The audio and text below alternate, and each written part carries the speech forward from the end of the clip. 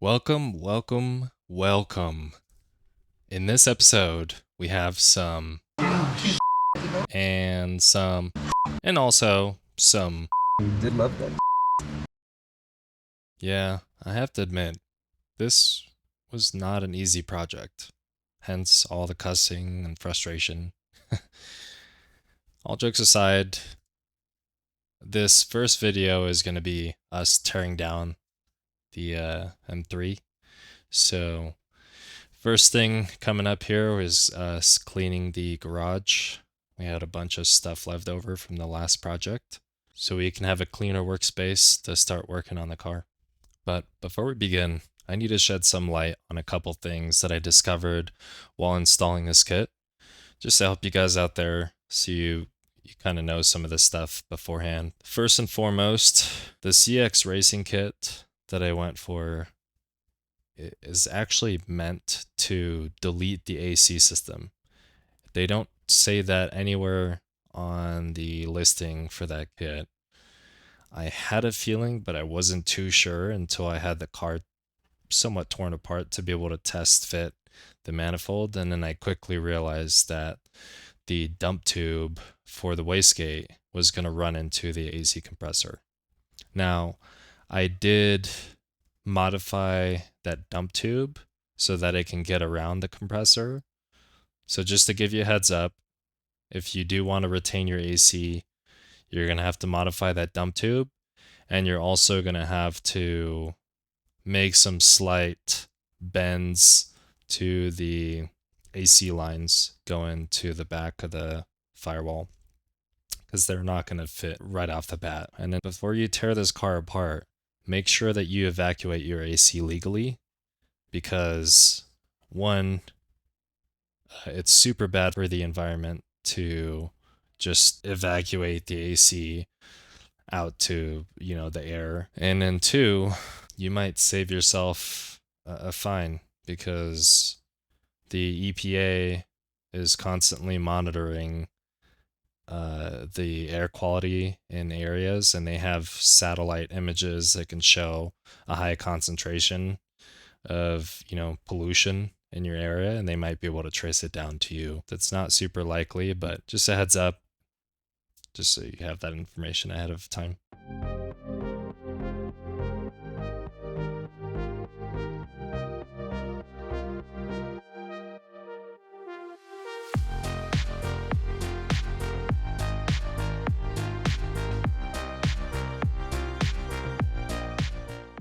At this point, we're ready to move the car inside. Let's jack it up so we can start working on it.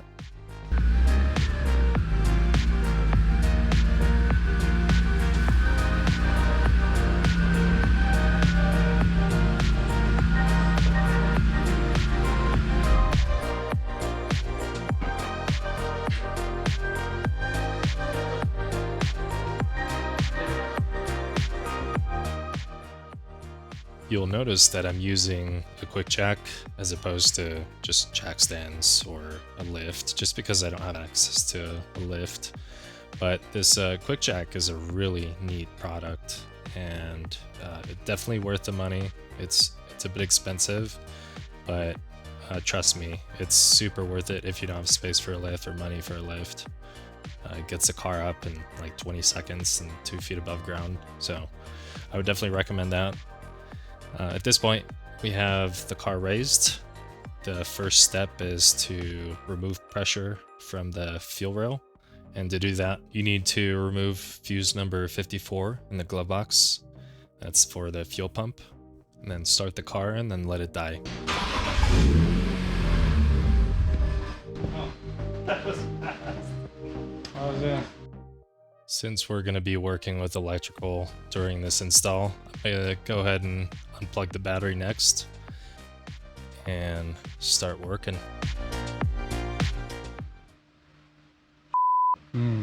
Prime material right here.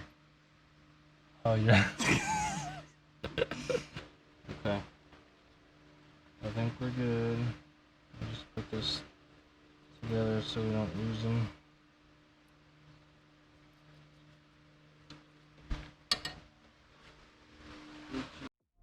With the battery unplugged, John and I started planning for the coolant overflow relocation and the placement of the AC lines, since they are going to run into the exhaust manifold once that's installed.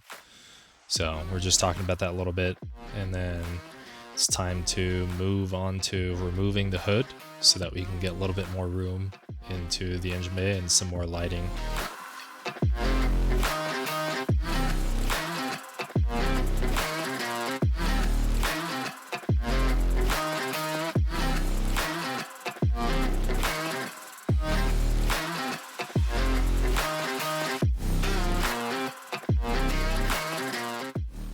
With the hood put away, it's now time to drain the oil and the coolant. I started cleaning a pan just because I wanted to see the condition of the oil, since it's been running for about 2,000 or 3,000 miles since the last rebuild. I just wanted to make sure everything looked fine. So I started cleaning the pan to get it ready for the oil drain. The recording GoPro died as I was draining the oil. But I got that done. Next up is the coolant, so we're gonna prepare to drain for that. And then I also decided to take out the skid plates while I was under.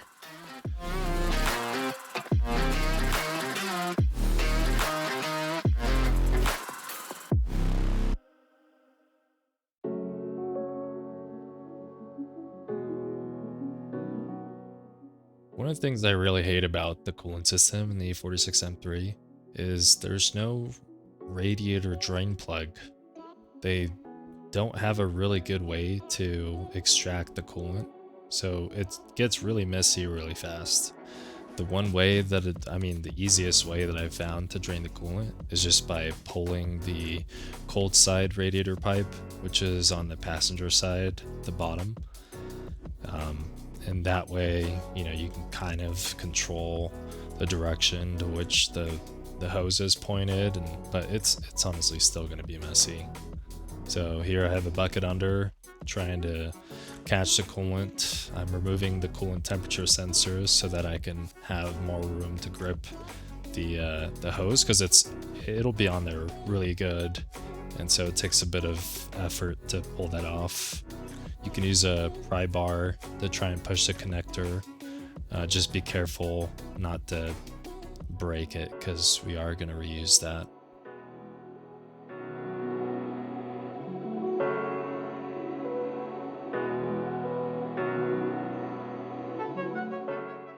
Having loosened the seal a little bit with the pry bar, I'm now going to wiggle the pipe to try and break it loose. And this is where it gets really messy, so try to point the hose towards your bucket so that you can at least catch as much as you can, but yeah, there's only so much you could do. While the coolant was draining, I'm taking off the intake air duct so I can get access to the coolant hose on the hot side.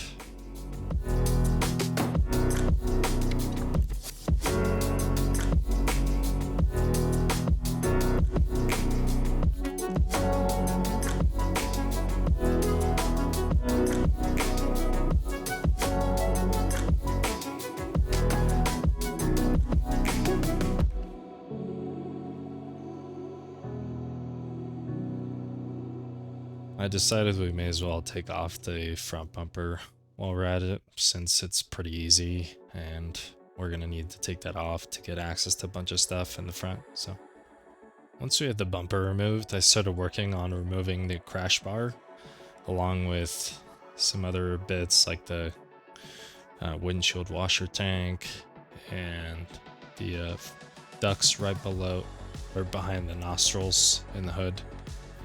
Because we're going to need to take those out so we can fit the intercooler. With the duct / cover out of the way, it's time to take out the auxiliary fan, because that's also going to be the way of that intercooler. One thing to note is, I think with AC, the car is definitely going to be running hot in the summer. So my plan is to fit an electric fan that can, fit behind the intercooler I'm not sure if there's a way to put the auxiliary fan, but I'm going to try to look at another option to put another electric fan to replace that one that's a little slimmer, because the car is definitely going to need some additional cooling capability if you turn on AC in hot summer days.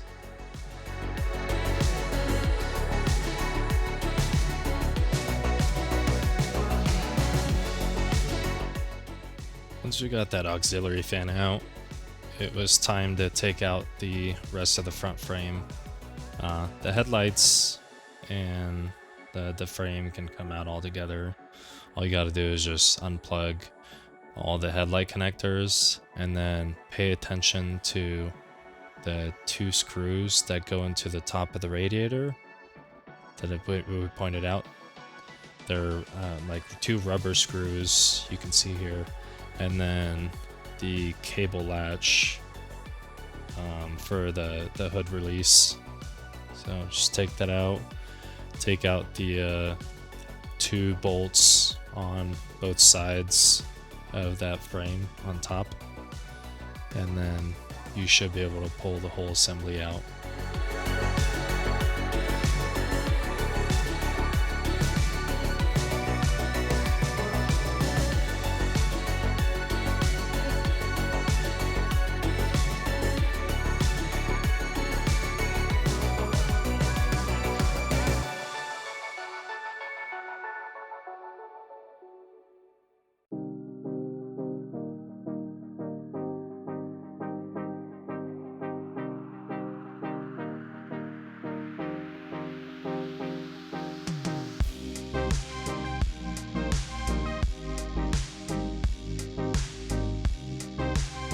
As you remove the front frame, make sure not to pull too fast, as there could be some electrical connectors you haven't seen for the headlights.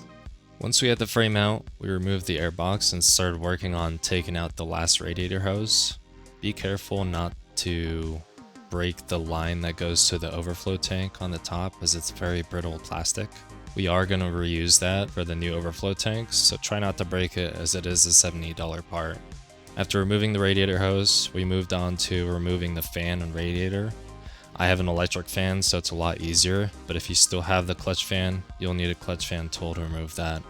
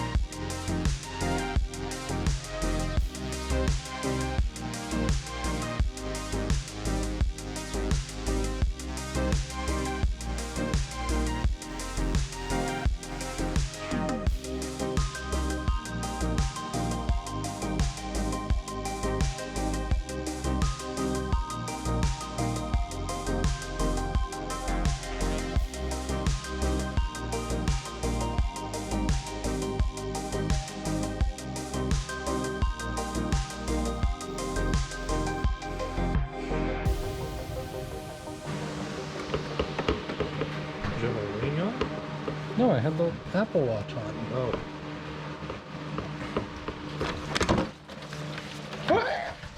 Brendan, you lied to me. There's water in the plug still. Oh. Uh-oh. Hold. How much? Well, we're holding the freaking oil cooler with this bucket.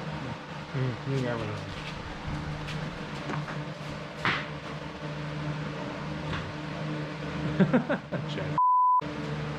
Looking back through this footage, I realized that I don't have my secondary air pump. I removed that a while ago, so that would be right here. And if you still have it, then all you'll need to do is just disconnect the hose that comes out to it, remove the electrical connector under it, and then you can unbolt the side that's into the head on the exhaust side before you install the new exhaust manifold.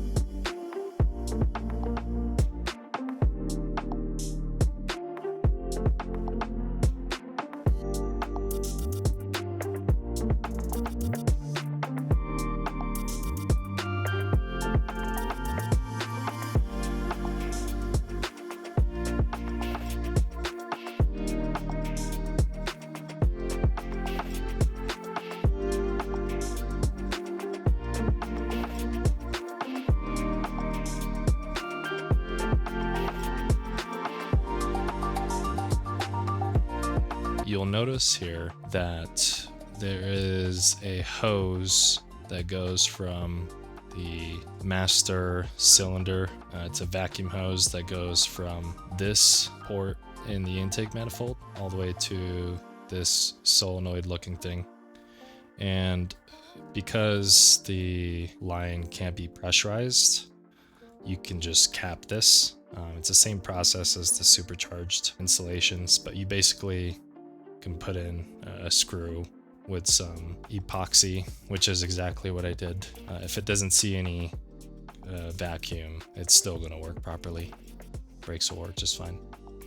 One thing I would add here is there are a few wires, hoses that are attached to the intake manifold. There are a couple in the back that are hooked into plastic hooks that are part of the manifold. And then there's one wire that goes to the positive terminal down to the starter. That's locked in with the little tab that you need to slide upwards. It's on the driver's side. You'll see it. And then once you slide that up, it's a little hard to get to. Then you should be able to wiggle that intake manifold out. Then you can see I put some paper towels in each of the throttle bodies, even though they're closed, just in case we get anything in there while we're working on the engine bay. Oh, and under the intake manifold, there are a couple of hoses. One very small hose that goes down to the oil pan. That is typically brittle, so be careful pulling on the intake manifold, as that can snap sometimes, and it's an $80 part. It's not going to be used for this application, but in case you want to go back to stock for whatever reason, I'll keep that. And then there's the idle control valve hose. That one's pretty easy to take off.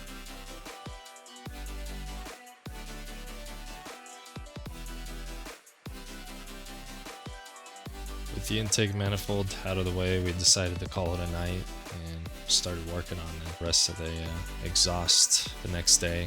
So you can see me working on trying to get at section 1 here, but I tried to take out section 1 without section 2, so it's really difficult to try and get those bolts while it's in the car. I would recommend taking out both section 1 and section 2 at the same time, just undoing it at the muffler end and then at the header's end. You'll need to do this so you can get access to the drive shaft a lot better, since we'll need to take that out to disconnect from the transmission.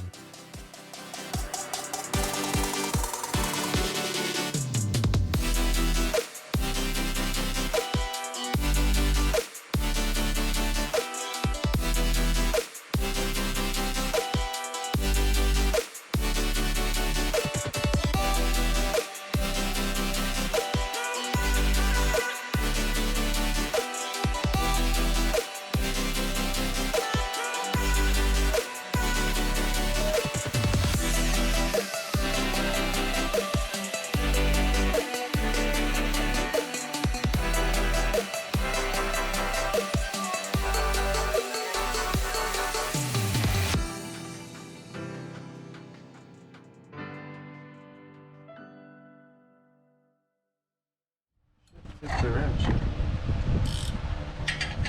Yeah. Work smarter, not harder. Ow! That's your price for working smarter. I suppose.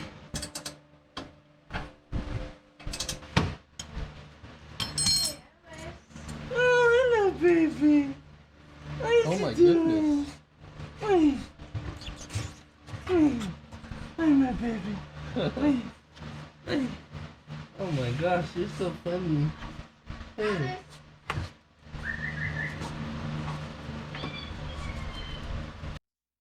With section 1 part of the exhaust out of the way, it was now time to start taking out the headers. So first thing you want to do is take out the vanity cover, valve cover, beauty cover, whatever you want to call it, and then grab all of the O2 sensor connectors, unplug them. You're not going to be using any of them anymore, so just stash them somewhere. I stashed mine in the same bin as the brake booster master cylinder bin on the driver's side. There's a bunch of space under the brake booster, so I just stashed the wires there because they come from the DME anyway. And then we just got to removing the exhaust heat shields and then down to the actual headers.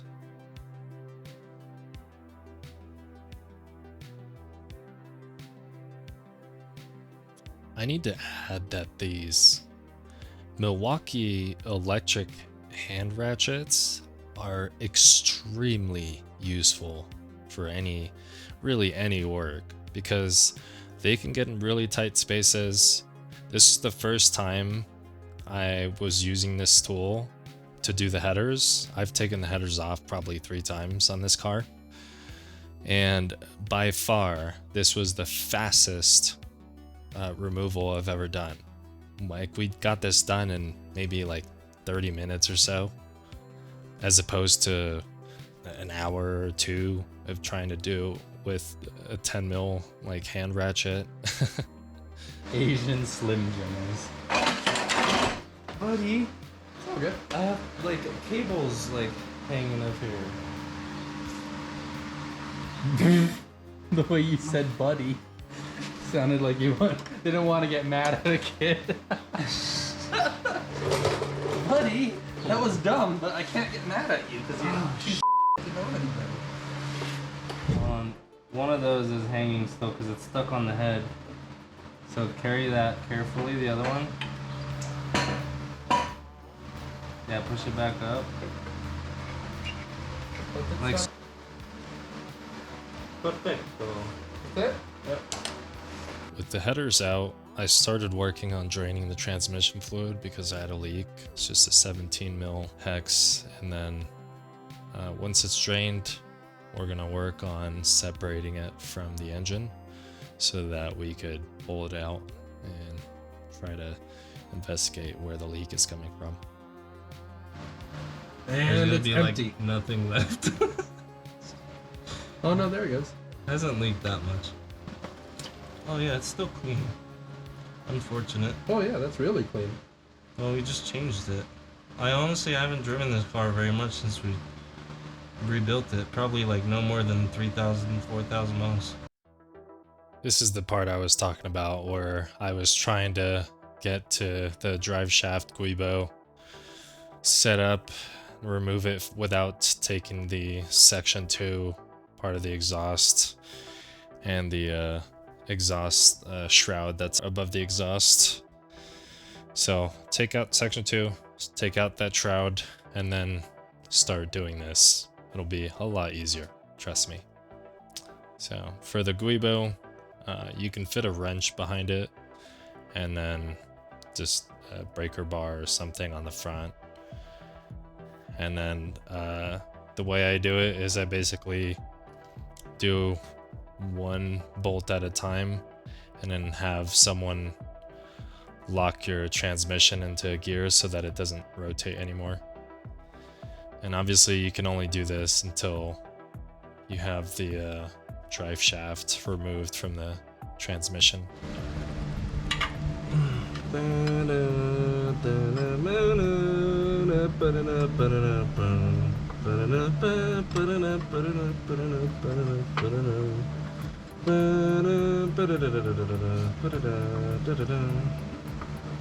Oh, he's so cute. Just sitting there like a good boy.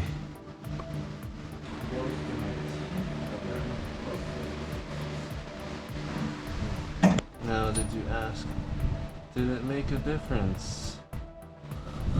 No, because I just realized to get the drive shaft to flex enough, you need to drop the flex plate that sits right here.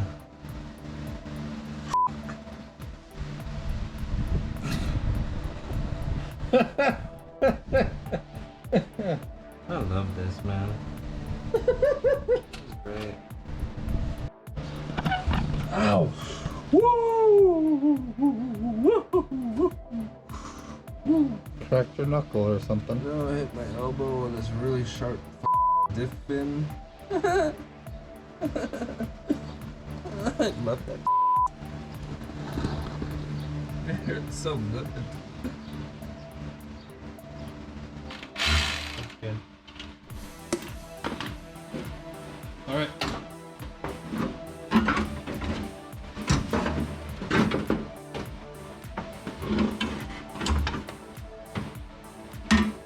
It's all you.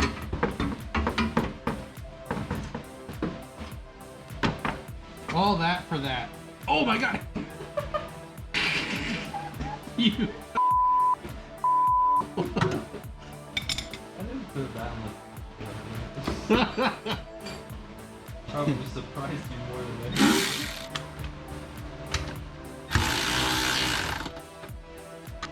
Nothing new, right?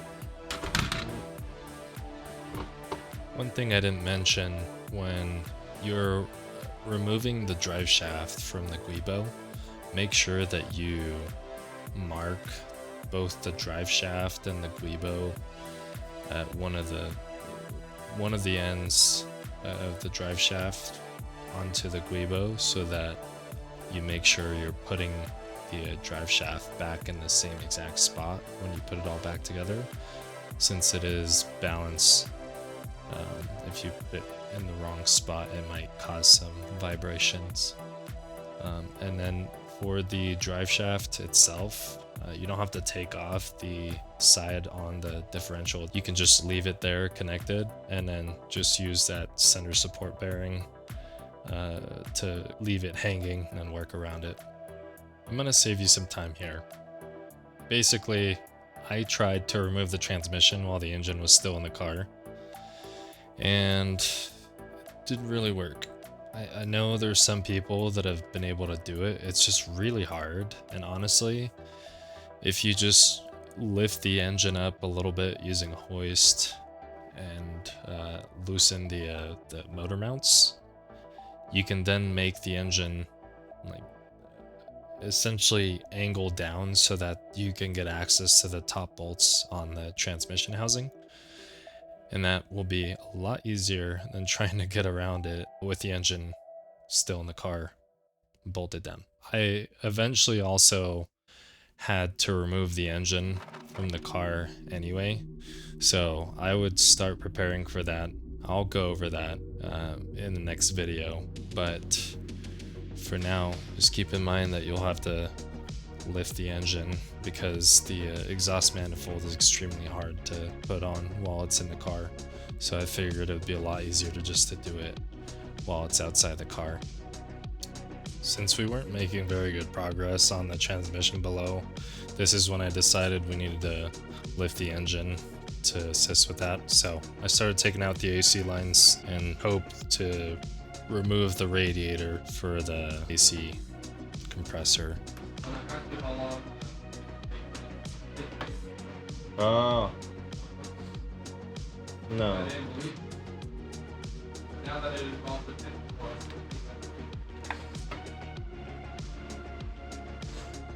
It wasn't supposed to involve, and even if it does, it won't take a month. We're not pulling the engine out completely, so. Yeah, you thought, but we did.